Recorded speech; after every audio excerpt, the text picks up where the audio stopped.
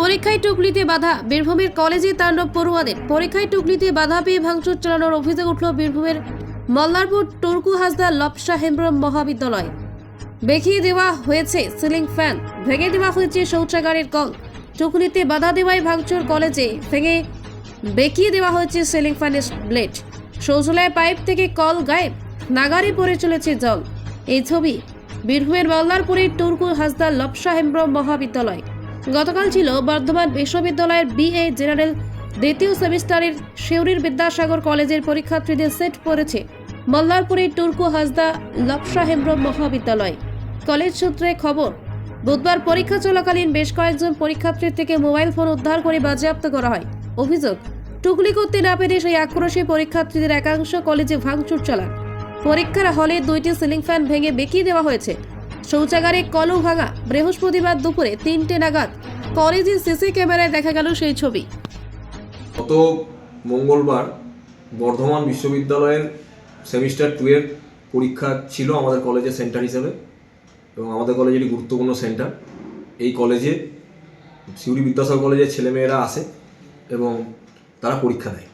তো কিছু ছেলে তারা মঙ্গলবার বিকেল 5টা নাগাদ কিছু কল ভেঙে দেয় পরীক্ষার চলাকালীন, এবং 8টা কল ভেঙেছে, এবং তার সঙ্গে সঙ্গে 306 নম্বর রুমের 2টো ফ্যান ভেঙে দিয়েছে।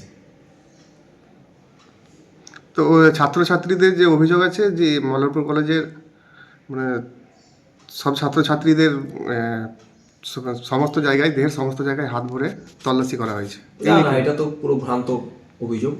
আমাদের টিচাররা কখনোই এরকম করে না, কারণ আমাদের টিচাররা যথেষ্ট কোঅপারেট করে ছাত্রছাত্রীদের সঙ্গে, খুব ভালোভাবেই তারা পরীক্ষা নেয়।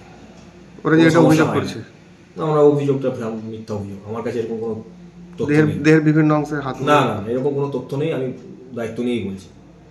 তো এই ভাঙচুর কেন হলো, কি মনে হয়? ভাঙচুর হওয়ার একটাই কারণ, সেটা হচ্ছে যে তারা নকল করছিল এবং প্রচুর পরিমাণে তাদের কাছ থেকে কাগজ পাওয়া গেছে, এবং সেই কাগজগুলোকে আমাদের যারা ইনভেস্টিগেটররা ছিলেন কলেজে ক্লাসে, তারা সেগুলোকে বের করে দিয়েছিলেন, ড্রেন আউট করে দিয়েছিলেন।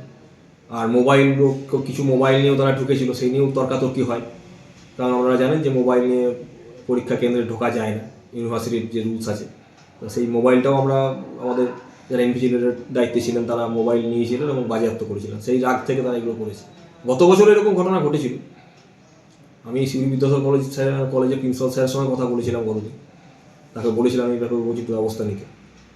তো তিনি বলেছিলেন যে দেখছি ব্যাপারটা। কি নাম স্যার আপনার? আমার নাম অধ্যাপক ডক্টর সুমন মুখোপাধ্যায়। আমি এখন ভারপ্রাপ্ত অধ্যক্ষের দায়িত্বে আছি।